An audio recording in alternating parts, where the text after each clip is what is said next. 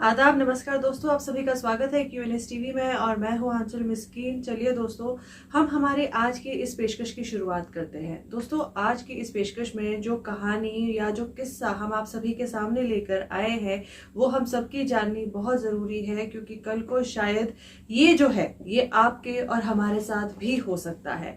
दोस्तों, ये जो आज का किस्सा है और जो हमारी रिपोर्ट है ये PMAY यानी कि प्रधानमंत्री आवास योजना से जुड़ी जो है एक इंसिडेंट के बारे में है, जो अभी हाल फिलहाल कुछ समय पहले सोशल मीडिया पर हर तरफ से देखने को मिल रही थी। स्क्रीन पे आप जिन्हें बेहिसाब रोते हुए देख रहे हैं ये लंगेट इलाके के रहने वाले जावेद अहमद है। अब यहाँ सारा किस्सा ये शुरू होता है कि लंगेट इलाके के रहने वाले जावेद अहमद ने इसी PMAY में अपनी छत की आस से जो है एप्लीकेशन दर्ज करवाई थी। अब ये जो एप्लीकेशन जब उन्होंने रजिस्टर की तो जो कंसर्न्ड BDO थे उनका कहना था कि वो डेफिनेटली इस ये जो स्कीम है इसके हकदार है और ये डेफिनेटली एक डिजर्विंग बेनिफिशियरी है। तो उन्होंने कहा कि आप बेफिक्र हो जाइए, आप तक इसका जो पैसा है, इसका फायदा है वो जरूर पहुंचेगा। पर यहाँ जावेद का कहना है कि अब इसके बाद होता क्या है कि वो बार बार लगातार BDO के दफ्तर जो है चक्कर लगाते हैं, पर वहाँ उन्हें कुछ हासिल नहीं होता। उल्टा अब वहाँ हालत ये होती है कि उन्हें अब बेइज्जत करके दफ्तर से निकाला जाने लगा और आजकल करके टाला जाने लगा। अब यहाँ इसके बाद जावेद कहते हैं कि महीनों की इंसल्ट या जो आप कह सकते हैं कि बुरे बर्ताव के बाद उन्हें ये पता चलता है कि लिस्ट में जो बेनिफिशियरी 9वें नंबर पे आते थे उन्हें पैसा दिया गया है। और जब पता चला कि उन्हें पैसा किस तरह से दिया गया है तो यहाँ जावेद का कहना है कि उन्होंने उनके घर में खाना खाया, तो खाना खिलाने के बाद ही जो है लिस्ट में जो बेनिफिशरीज के 9वें नंबर पे जो व्यक्ति आते थे उन्हें पैसा अलॉट किया गया।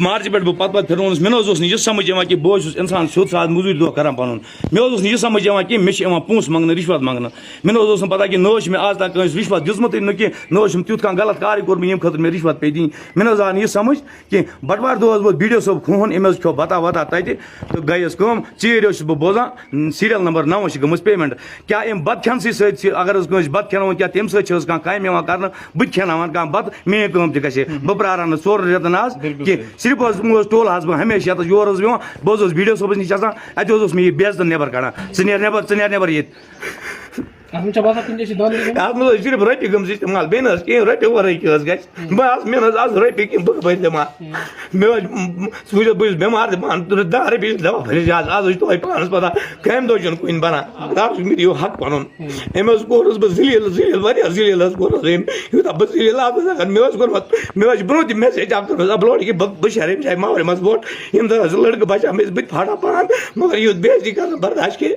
अब यहाँ जावेद का कहना है कि अगर खाना खिलाने से ही उनका जो लिस्ट में नाम आ जाता या उन्हें इसका फायदा मिलता तो वो भी खाना खिलाते, उन्हें बताया तो जाता। अब यहाँ जावेद साथ में ये कहते हैं कि ये साफ तौर पे रिश्वतखोरी का मसला है, यहाँ पैसों का लेन देन हुआ है तभी इस तरह की नाइंसाफी हुई। अगर उनके पास पैसे होते तो वो भी देकर इस स्कीम का फायदा उठा पाते और इसे जो मिलने वाला फायदा था वो अपने नाम कर पाते। पर ये मार उन पर इसीलिए पड़ी क्योंकि वो गरीब है। जावेद फर्दर यहाँ ये भी बताते हैं कि BDO से जब उन्होंने फोन पे ये पूछा कि ये किस तरह से अलॉटमेंट हुई है तो वहाँ BDO उनसे बदतमीजी करते हुए कहते हैं कि किसी को पेमेंट नहीं की गई है, जबकि 9th नंबर के बेनिफिशियरी को जो पेमेंट की जा चुकी है उसमें साइनिंग अथॉरिटी BDO ही थे। यह जावेद का यही कहना था कि अगर वो इस बेनिफिट के हकदार नहीं थे तो उन्हें 4 से 5 महीने पहले ही क्यों नहीं बताया गया, क्यों उन्हें बार बार लटकाया गया, आजकल किया गया। क्या ये उनकी गरीबी का नाजायज फायदा उठाना नहीं हुआ? दोस्तों, यहाँ रोते हुए जावेद सिर्फ यही कह रहे हैं कि उन्हें बेइज्जत किया गया, उन्हें इंसाफ चाहिए, उन्हें इंसाफ दिलाया जाए। दोस्तों, बात यहाँ ये आती है कि अगर सेंट्रल गवर्नमेंट कोई स्कीम लाती है तो वो यही आश्वासन देते हैं कि इसका पूरा फायदा हर डिजर्विंग बेनिफिशियरी तक पहुंचाया जाएगा। पर क्या सेंट्रल गवर्नमेंट इस बात का चेक रखती है कि आखिर इन स्कीम्स का फायदा लोगों तक पहुंचता भी है या नहीं, या जो कंसर्न्ड अफसर है सेंट्रल गवर्नमेंट स्कीम और लोगों के बीच की जो कड़ी है वो किस तरह से काम कर रहा है, क्या वो ईमानदार है या रिश्वतखोर? दोस्तों यहाँ सिर्फ स्कीम का आना ही काफी नहीं है, वो किस तरह से और कितने लोगों तक पहुंच रहा है वो बहुत जरूरी है। उसी से सही सक्सेस का हम अंदाजा लगा सकते हैं, वरना इस केस में इस वीडियो जैसे ना जाने कितने और आम लोगों की लाचारी का फायदा उठाते हुए दिखाई देंगे। यहाँ अगर इन वीडियो जैसे अफसरों की जो प्रॉपर्टीज है उनकी इन्वेस्टिगेशन की जाए तो यहाँ आप पाएंगे कि किस तरह से दिन दुगनी रात चौगनी तरक्की की है इन लोगों ने, कितने बंगले खड़े किए हैं और किस तरह से अपने बैंक बैलेंस को डबल किया है। आखिर किस बिना पर, after all at what cost? इन्होंने आखिर क्या किया है? इन्होंने सिर्फ यही किया है कि आम लोगों की जेब से, गरीबों की जेब से पैसा निकाल कर खुद की जेबें भरी हैं। और ये किस्सा कोई नया नहीं है। हम जब हमारी लाइव रिपोर्ट्स लेकर आते हैं तो कई बार आपके सामने कई रिश्वतखोरी के किस्से लेके आते हैं, और वो चंद हजारों के नहीं, लाखों और करोड़ों के किस्से होते हैं।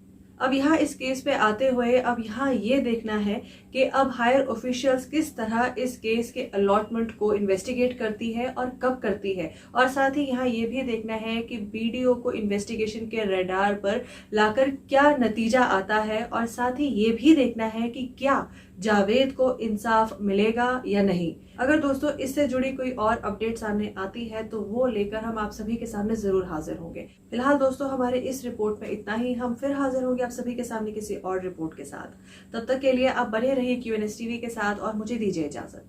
नमस्कार।